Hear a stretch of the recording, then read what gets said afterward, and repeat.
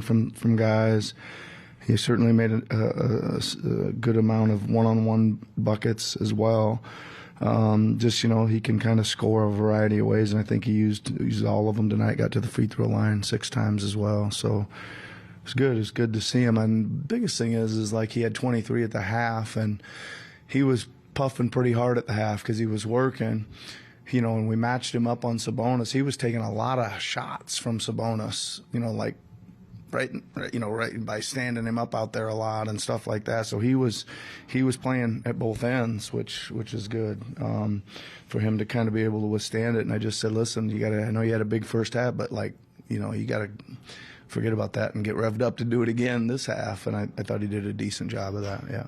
You just kind of touched on it, but Tobias' defense and on Sabonis, I guess where have you kind of seen him take the most steps forward on the defensive end?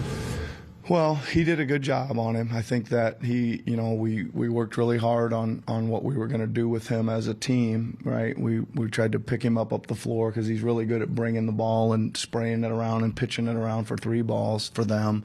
And then we certainly had a good game plan in for when he got it on the post as well. So we, as a team, we really executed well. But I thought, again, he's got to, pick up. He's got to deny him at the top of the key when he's handling. There's a lot of 2-man actions with him going on, and he was handling all of it with really good physicality. Yeah. They've been showing Tyrese a lot more blitzing lately without Joel. Yep. How do you think he's handled the blitzing, and what do you think is the next progression for him to sort of accept those coverages?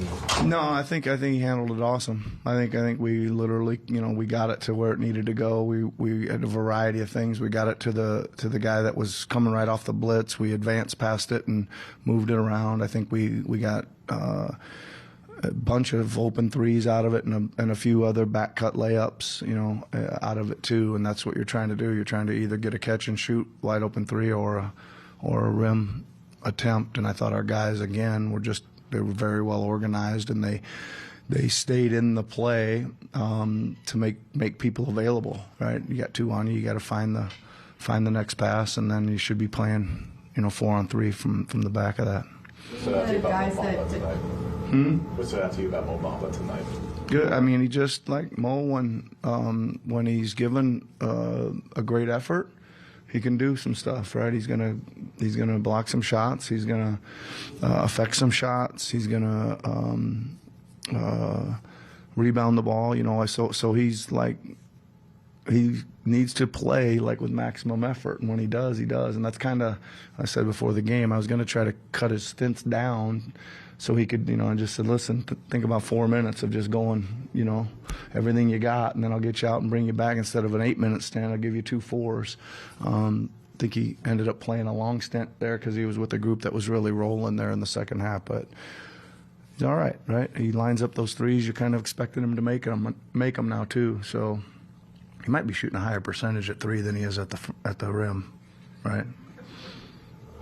That's right. Shooting like 55% from 3 or something, so there's probably a good chance of that, I think, yeah. Coach Paul has talked quite a bit about the way that his teammates have been pushing him to understand where he needs to be and hold him accountable. He talks about Tobias, he talks about Pat.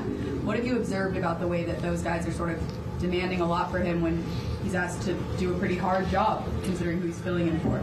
Yeah, well, that's part of the conundrum here a little bit. He can't replace that, right? What I talked to him about in the last couple of days was really playing to his strengths. And what are his strengths? His strengths are he's a hustle guy. He plays really hard. He gets extra possessions. He'll get some dump offs at the rim for that he needs to finish. All those kind of things. And I thought tonight he just kind of tried to do what he could do very well, and he did, rather than going so far out and thinking he's got to be a scorer and make all these moves and take all these shots and all this stuff. Like, just let stuff come to you a little bit more, and yet continue to play as hard as you can, because that's your skill. Like, you play really hard and play to your skill. Yeah.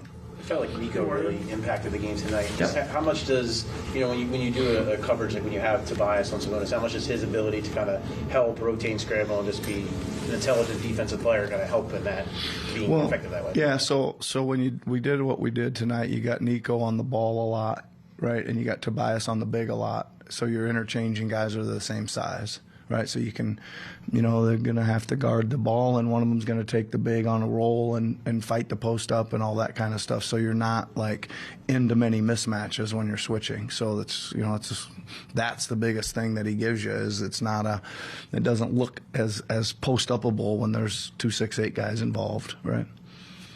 Sort of stands out from the bench group in ways maybe that he doesn't usually. Those 9 rebounds, 7 assists. Where did you feel his presence the most tonight, and maybe overall, like what's he giving that unit? Yeah, I mean, he's a little bit similar to Paul in that he does a lot of hustle things, right? And tonight, obviously, he chased down a bunch of rebounds. I mean, there was a lot of them to chase tonight. We didn't do a tremendous job on that.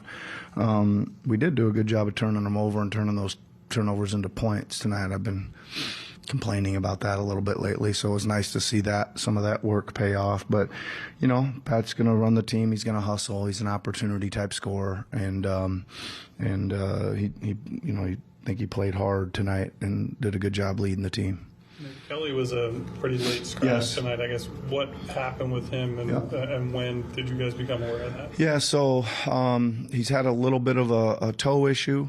But hasn't held him out of anything leading up to the game. He went out there and did his warm up and kind of jammed it a little bit, and they tried to tape it and take him out there again, and still wasn't good. And they tried a different tape thing, and just it got ruled out at the end that it was too sore to play on tonight. They're not overly concerned with it. He has had it for a little bit, but it just wasn't. Just kind of flamed up in his workout tonight. Probably should have asked this pregame, but is there any update on Cove? Cove has been on the court the last 2 days. I think that they're hoping everything's cool and that he can go full tilt on Sunday and be cleared to play.